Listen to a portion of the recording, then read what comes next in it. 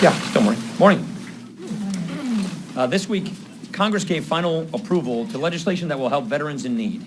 H.R. 5392 requires that the VA respond to calls to its crisis hotlines in a timely manner. You know, this is one of those bills that should not even be necessary, but sadly and tragically, it is. Earlier this year, we learned that more than 1 out of 3 calls to the VA crisis hotline were going unanswered. Imagine a veteran calling for help and then getting sent to voicemail. There's no excuse for that. This bill, authored by our colleague David Young, requires that the VA makes improvements so that veterans actually get the help when they need the help. As part of our Better Way agenda, we propose building a truly 21st century VA. And this will be a priority of the new unified Republican government.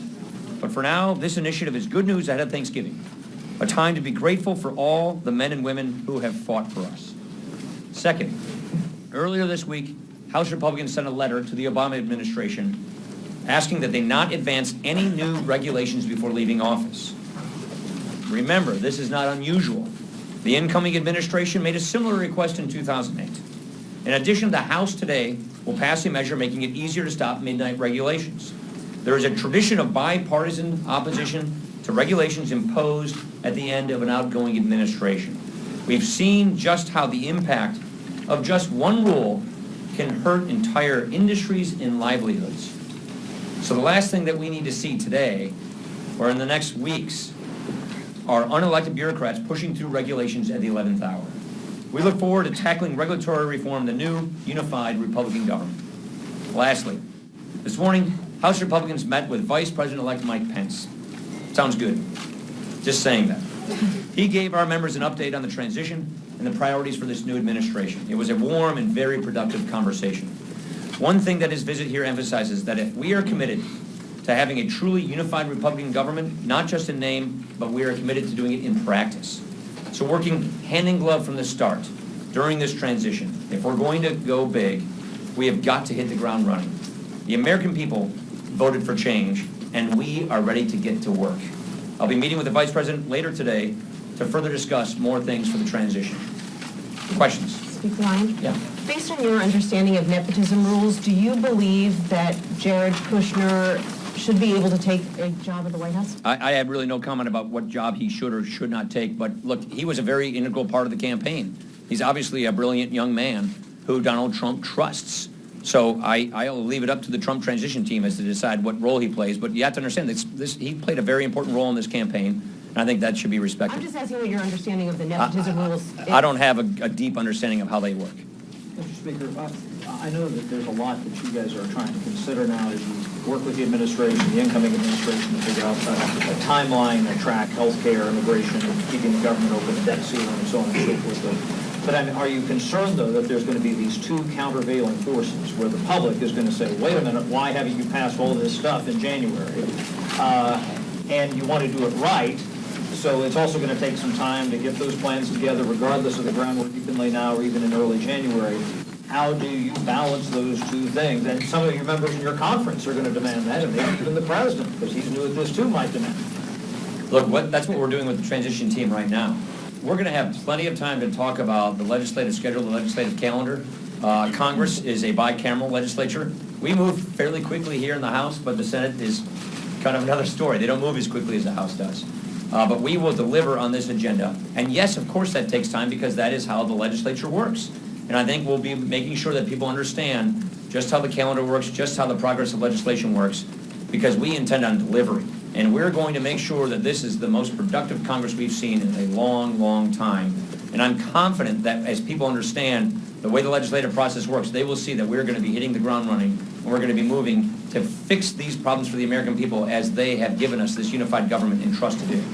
Just following up on that, when you say hit the ground running, what are the specific legislation that you're going to be pushing in the first 100 days? We'll have plenty of time to talk about that later. We are just in the beginning of the transition period. So we are just now working with the incoming administration on planning that transition. So it's a little premature to get into what day, what bill is coming up for vote, other than to say that's the kind of conversations we're having right now, making sure that we plan not just here in the House, but with our friends over in the Senate and with the new incoming administration that is just a couple weeks into this transition. So we'll have plenty of time to talk about all that stuff But you later. talked about you both sides, the president-elect and you all have talked about tax cuts, talked about repealing and replacing Obamacare, those things, so Yeah. those are. All those things we'll have plenty of time to talk about later on as to when they come up. This is what our transition's about. None of these decisions have been made yet. We're just in the beginning of this. So when we have made decisions about the timing of legislation, you'll be the first to know. Speaker, one of the things that Don't blurt out. I mean, one of the things that Donald Trump has talked about is the so-called drain the swamp agenda. One of those things is to impose term limits on members of Congress. What is your view on term limits? I've always supported term limits. I've long been a fan of term limits, actually. I don't know where all the other members stand, but that's something I've always Will been you in push favor for of. legislation on that? I'll leave it up to others to decide that. Judiciary Committee, I've actually been in favor of term limits ever since I've been here, before I came here. Christina? What is the advantage of just doing the CR through March? Why is the Trump team asking you guys to do that instead of funding the government through next September? Well, I think the new incoming government would like to have a say-so on how spending is to be allocated in 2017. And so we are working with the new incoming government, the new Trump administration, on the timing of that, on the continuing resolution. And so I think they would like to have a say-so on how money is going to be spent going into the rest of this fiscal year. But for any particular purpose, do they want more defense spending? Like, have they? That, I can't answer that. What they have asked us is to work with them on the continuing resolution as we described. We're going to do just that because I think, we've got a lot of priorities that we would like to see changed relative to the Obama funding priorities. It's just that simple. Mr. Speaker, how would your desire, as you spoke of off the top, for a unified Republican government and the desire to go big be helped by a possible return of earmarks? Well, here's what our members are concerned about. Our members are worried that we have seen the dilution of the separation of powers. Our members are worried that the executive branch, unelected bureaucrats, have been given far too much power, and that we've seen violence done to the separation of powers. So restoring the power of the purse truly to the legislative branch so that elected officials can hold the unelected branch of government more accountable is what is the genesis of that concern. We decided yesterday that we're going to spend a good amount of time deliberating how best to do that. So we're going to be spending the first quarter of 2017 figuring out just how we can make sure we can restore the power of the purse to the legislative branch to hold the unelected branch of government accountable. So there's likely to have a return in some form. We're going to have a debate about how to do our job as holding the executive branch oversight. Here's the concern. Now, the one that many members talk about is the Army Corps of Engineers. The Army Corps of Engineers is run by unelected people that do not necessarily reflect the will and the sentiment of the elected branch of government. So we want to make sure that in this opportunity we have with unified Republican government, we're restoring the Constitution, we're restoring the separation of powers, we're restoring accountability to the federal government. When we say drain the swamp, that means stop giving all this power to unelected people to micromanage our society, our economy, and our lives, and restore the Constitution. That's what this debate is about. Mr. Speaker.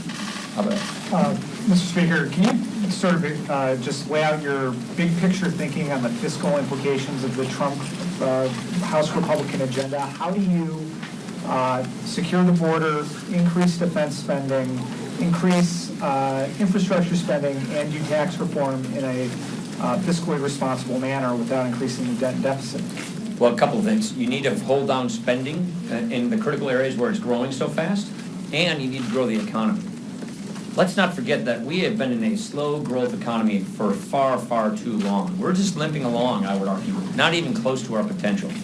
So what we want to do coming out of the gates is get this economy growing. Releasing the regulatory chokehold that is on the U.S. economy is one of the first things we can do to help get this economy growing. Comprehensive tax reform is one of the things we can do to get this economy growing. Faster economic growth means more GDP, more wages, more jobs, more revenue. But we also have to deal with the drivers of our debt. Don't forget that Obamacare rewrote three entitlement programs, the three entitlement programs that are the primary drivers of our debt. So when we replace Obamacare, a law that is collapsing under its own weight, this is a law where people are getting hit consistently year after year with double-digit premium increases. This is a law that is rising the deductibles so high that families don't even feel like they have health insurance because their deductibles are so high. This is a law where, according to Kaiser, if I'm not mistaken, 31% of the counties in America have one choice of a plan. That's not a choice, that's a monopoly. So this law is failing, it is not working. Oh, don't forget the fact that this law, it rewrote Medicaid and Medicare. This law has done great damage to Medicare, the IPAB, I can go on and on. So we've got to replace this law with one that works, with one that works for the American people, with one that gives people more choices, that has more competition, that has a patient-centered system so that we can lower prices and get better healthcare value for our dollar. You do that, you fix the healthcare problem, you are dramatically fixing the fiscal health of this country. So those are among the things that we have to do if we're going to truly nurse ourselves back to fiscal health and better management, economic growth, and fix and replace this broken Obamacare law. Would you look at premium support for Medicare or block granting Medicaid as part of? We'll get into all this stuff down the road when we're doing our replacement plan. It took 3 years to get from the passage of the Affordable Care Act to the implementation of the exchanges. How early can these people who are seeing these huge premium spikes expect through executive or legislative action? It's a great question. That's one that we're going to be dealing with all year long. It's too early to have to know the answer to how fast can Obamacare relief occur. What we're focused on is how we get Obamacare repealed and what we replace it with so that we can get that relief to the American families as fast as possible. That's something we're going to be discussing all along. That's one of the big topics of our transition. Last question. You want more? Yeah. Hi, thank you very much.